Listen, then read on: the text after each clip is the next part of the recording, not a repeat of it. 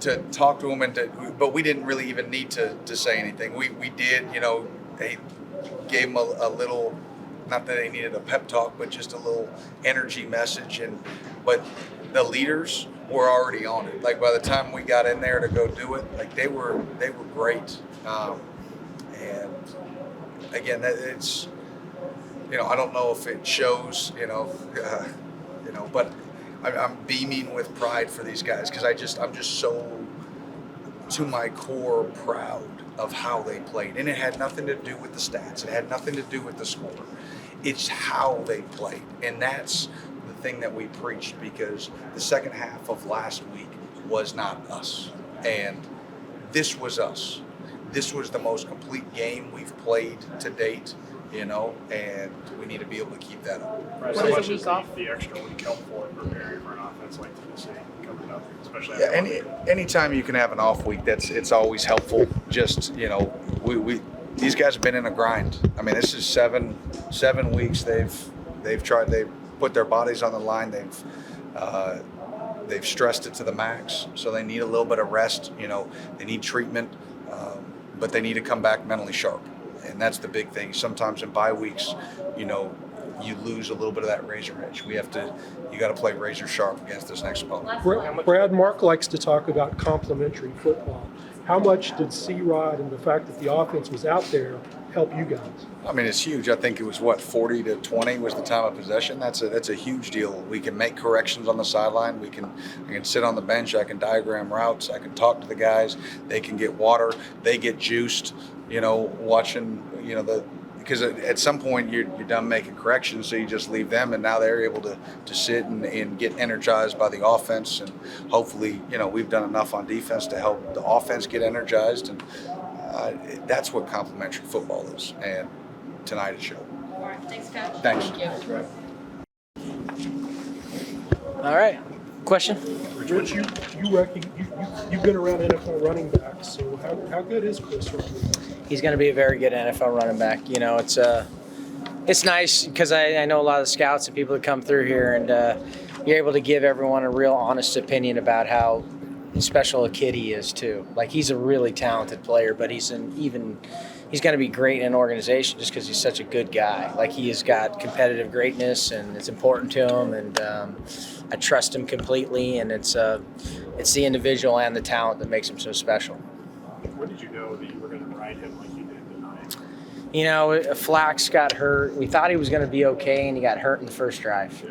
And it changed the complexion of the game. And I have to think, I think Buford played well, but Fox has really come into his own. He had a great week of practice. We had 2 great practices. I felt so strongly about where we were at, and he was coming on, and the line and the running and Will and everyone being together. And then when he got hurt, it did affect how I had to call the game. And no disrespect, I just wanted to make sure we had to run the ball, and that's just the way it goes. And it was the right thing to do. We felt like we were winning the line of scrimmage, and then on top of that, Will got hit. All those things add up, and we just do what you got to do to win. And it was really impressive the way their mindset between C-Rod and the other runners and the tight ends and the line just getting after it. What do you think of Will sprint into the locker room after that?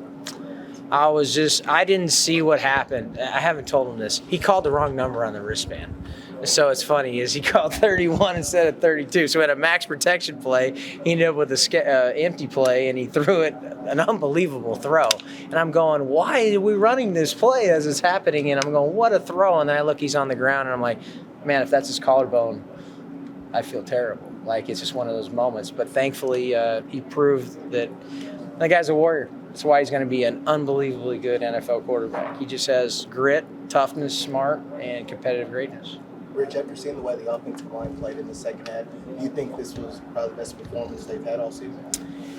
Yeah, I mean, it was the way the game flowed. Obviously, the defense played so well that it allows you to call that kind of football game. And, we just were able to impose our will. I have a great deal of respect for their defense and their D coordinator. He's one of the best, I think, in the country, honestly. And their style of play is not easy. But fortunately for us, we can get bigger and hammer it at people. And that takes them a little out of their game and their nature. And it just kind of softens the way they play D. And that allowed us to have success. Rich, with Tavion out, what was it about Rashawn that you liked in that role, and how do you think he bounced back after the fumble? Yeah, I mean, he has shown to be a very good player. It's just hard. We got a lot of good players, and he's behind a really good one. But if he wasn't here, he's a Division I starting slot, and he's a really good, talented guy. And he's shown up at fall camp, and then I trust him completely. It was unfortunate he had the fumble, but you know, he's got what it takes, and he's smart, and he's been around football, and he's a good football player. What about the drive after the pick six? What kind of statement did that make that you were able to come back so quickly when all the momentum kind of went against you right there? Yeah, I mean, I can't believe. I mean, it was crazy. I mean, I don't know what was going through my head when it happened, except that, like, how did this happen? And then it's like, all right, you got to refocus, team, everyone. No one panicked. It's a credit to the players. It's a credit to Will to say, guys, we'll get it together here. We'll finish them.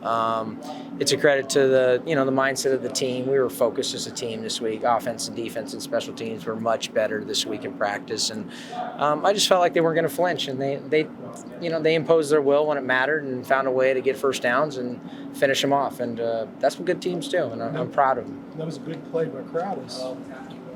It was awesome. Like, it was a. Hey, credit to Josh Estes, our GA. It was his idea, our quality control, and he's a football assistant. He's a really good coach, and it was his idea to put that play in this week. And they went in and out like we thought, and we ended up being able to throw it over the top when we needed it most. It ended up being a great play by DeKel and Will, and great protection, and it probably was the difference in the game. Stoops talked with us about the decision to kick on third